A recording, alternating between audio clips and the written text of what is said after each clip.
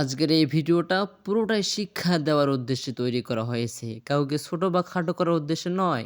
ভিডিওটি পরিপূর্ণভাবে দেখবেন, এরপর আপনার মহামূল্যবান মতামত কমেন্ট করে জানাবেন। ইনশাআল্লাহ শেষ পর্যন্ত দেখলে এখানে অনেক কয়েকটা মেসেজ দেওয়া হয়েছে।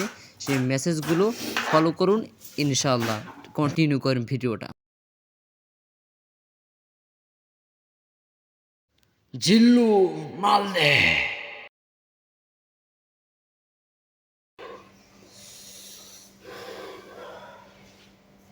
আপনি একটা খান।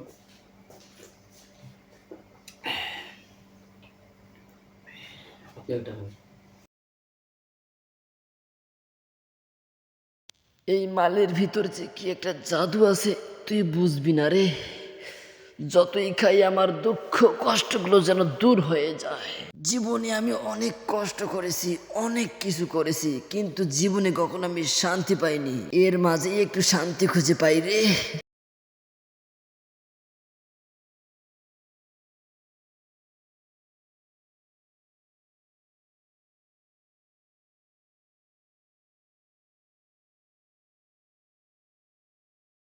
তুই আবার এখানে কি চাইতে আসলি রে? কিছু না, আপনি এখানে যেভাবে মদ খাইতেছেন আপনার শরীর খারাপ করবে না। আসেন ভাত খান। তোকে আমার বাড়ি নিয়ে আসার পর থেকে প্রতিনিয়ত আমি মদ খাই। আমি কি নতুন করে খাইতেছি নাকি? সর সামনে থেকে। দেখেন, বেশি কথা না বলে আসেন, আগে খাওয়া করেন। আর আপনাকে বিয়ে করার পর আমার জীবনটা একবারে শেষ। এই নাটক করবি না, নাটক করবি না। তোকে বিয়ে করার কারণে আমার জীবনটা শেষ। আমার জীবনটা একবার তেজপাতা হয়ে গেছে। সর সর সর সামনে থেকে সর। আপনি অনেকটাই পাল্টে গেছেন। যখন আপনার সাথে প্রেম করতাম, ভালোবাসতাম, তখন আপনি অনেক ভালো ছিলেন। এখন আপনি অনেকটাই পরিবর্তন হয়ে গেছেন। আসেন দয়া করে ভাত খাই। নারী, তুই তো সেই মায়াবী রে। তুই তো অনেক সুন্দর অভিনয় করতে জানিস। নারী, তুই অভিনয়ের দিক দিয়ে সেরা রে। তুই তো কি সুন্দর অভিনয় করলি আমার জীবনটা নিয়ে রে। না খেলে আপনার পেট শুকাবে, আমার তাতে কি। যত সব এরা শুধু নাটক করতেই জানে। এরা যদি বাস্তবে এরকম হইতো থাকতো, তাহলে আমাদের মতো মানুষের জীবনটা অনেক সুন্দর হইতো, সুন্দর থাকতো। তরকারি তো মনে হয় হয়ে গেছে। যাই হোক, এশার আজান তো অনেক আগেই দিয়েছে। এশার নামাজের সময় আবার পার হয়ে যাইতেছে। তাড়াতাড়ি নামাজটা পড়ে নেই, না হয় নামাজ আবার কাজা হয়ে যাবে। আগে নামাজ, তারপরে কাজ।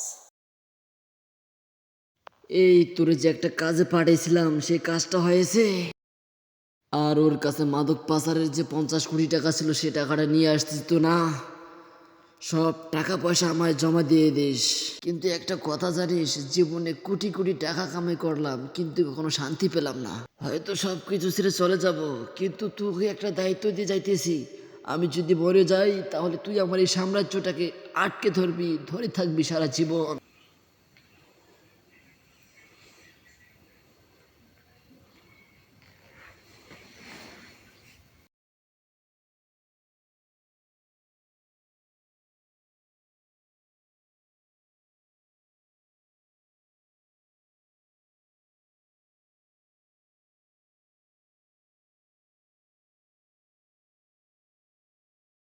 ইয়া আল্লাহ, জীবনে শান্তি পাওয়ার জন্য কত কিছুই না করলাম।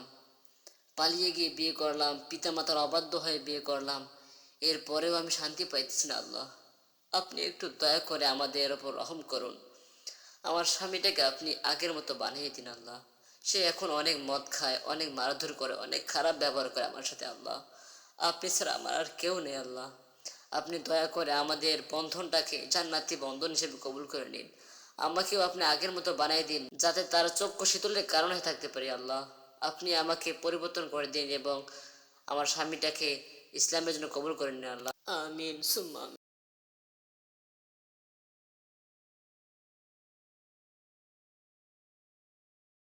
আচ্ছা ভাই, এত কিছু করে কি হবে? কিন্তু সবকিছু ছেড়ে চলে যেতে হবে, তাই না? আরে তুই চুপ কর, টাকা না থাকলে কেউ সম্মান দেয় না রে।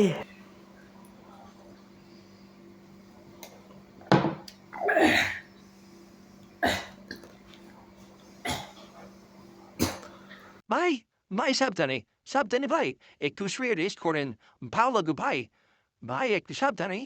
আল্লাহ ভরসা ভাই, আপনার কিছু হবে না ভাই। আপনার কিছু হতে দেবো না। আপনি একটু শুয়ে রেস্ট করেন। আমি একটু ডাক্তার নিয়ে আসতেছি ভাই। ঘুমানোর চেষ্টা করেন ভাই। চিন্তা করেন না ভাই। আমি তো আছি নাকি?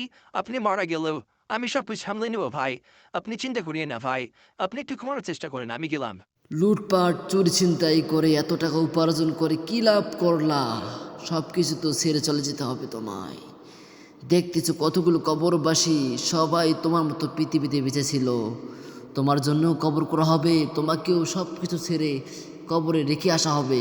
তোমাকে ওখানে একাই থাকতে হবে। সেখানে টাকা পয়সা তোমার সঙ্গী হবে না, সঙ্গী হবে তোমার নেক আমল। এখনো তোমার হাতে কিছু সময় আছে, তাড়াতাড়ি দিনের পথে ফিরে আসো। আমি আর খারাপ কাজ করবো না, আমি ভালো হয়ে যাব, আমি দিনের পথে ফিরে আসবো। আল্লাহ, আল্লাহ, আলহামদুলিল্লাহ, আমার কিছু হয়নি, আলহামদুলিল্লাহ। আমি আর সেই সমস্ত কাজ করবো না, আমি ভালো হয়ে যাব। আল্লাহ আমাকে মাফ করে দাও, আল্লাহ।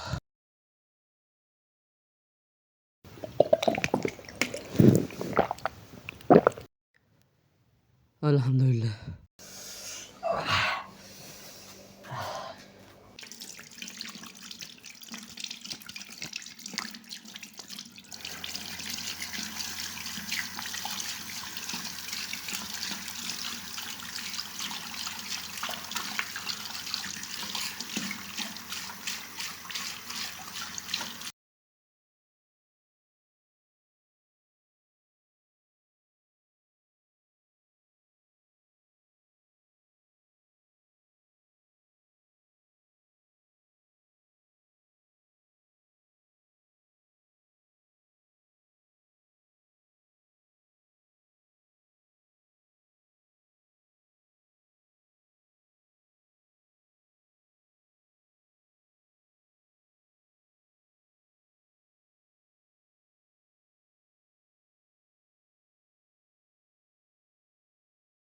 আল্লাহুম্মা আমিন।